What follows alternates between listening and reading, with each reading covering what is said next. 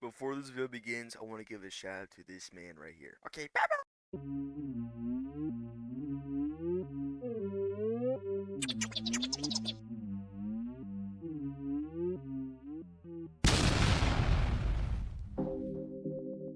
hey fellow viewers, and welcome back. Today we are going to be covering some of the most craziest things people have done in Wargame. Before we begin though, I do want to say there are some people in here that I do want to include, but this video would probably be like 30 or 20 minutes if I had to, include everyone.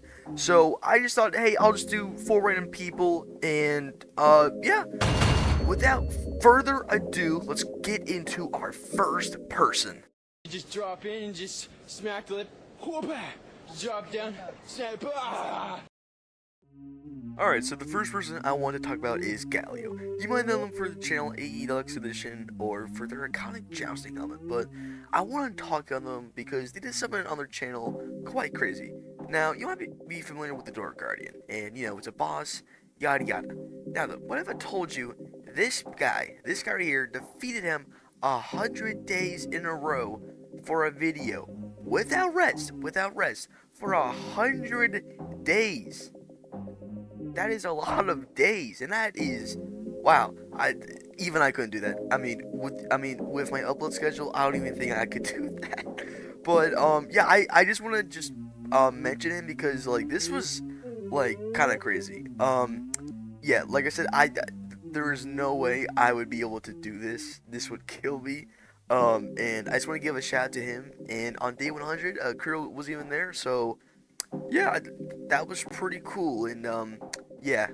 Alright, let's go to our next person, which is Callum. Root beer. The next person on the list I want to talk about here is Callum. You might recognize them for their hair they once had, or their mighty, trusty pickaxe. Now then, I want to talk about them because they did what Gallio did, but take it to another level of extreme. Now then, you might see this guy mining up this rock and bulwark, right? I mean, I feel like you might have at least seen it once, but what if I told you this man has been mining this exact rock 1 hour a day for 200 days in a row? And if he misses one day, he has to do 2 hours of mining. And then if he misses another day, 3 hours of mining. It is insane. This man's hands probably look like a skeleton. It's insane.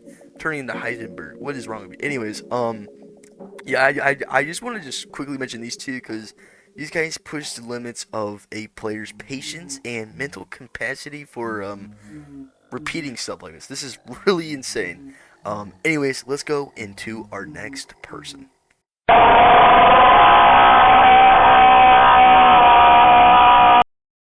The next person I want to talk about here is Afrey. You might know them for standing in this one spot of bulwark, always getting a shield thrown at them, or even their blue pot, but I want to talk about them because they have been the only player to ever obtain this, which it's now removed if you're wondering. So yeah, sorry to break it to you. But anyways, they were the only person to ever obtain Scholar Robes.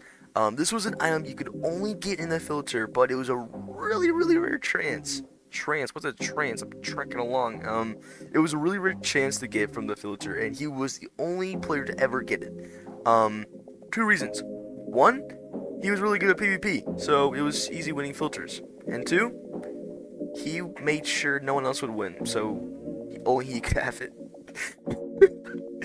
That's quite funny, but I just wanted to bring this up really quickly because I think it's quite cool. He was the only person ever able to wear this outfit and flex it. I remember many players like me and others were going insane trying to figure out how to get this thing, but yeah, Afrey was the only one ever able to get this. So I guess congrats, man, but I guess you can't wear anymore.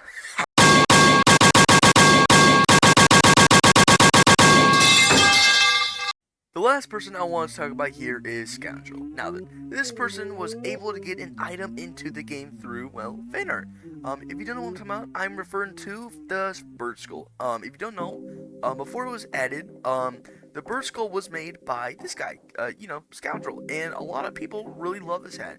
A lot of fan art of it was made, and it got to the point where even Mons and Kuro were, seeing it, and they're like, hey, let's add it to the game, and well, in one patch update later, it got added, and yeah, you can wear it, you can eat it or something, I don't know. You can also find Scoundrel as an NPC in game with this really weird looking face.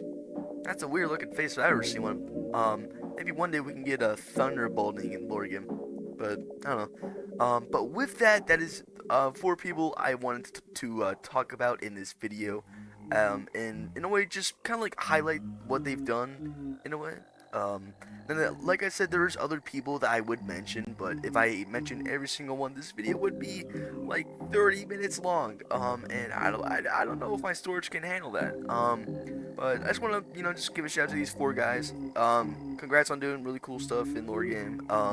And maybe you can do something next in lore game, like jump in the lagoon 100 times. Get to the bottom of elongated passageway the fastest, or throw a shield at Ratman really fast, or I don't know. But the point is, I want to make this video to show you that even if it's something stupid, just accomplish cool stuff that people be like, oh, wow, that's really cool. Anyways, that's all I've got today. I hope you enjoyed this video, and as always, have a good old day and drink some water. Bye bye.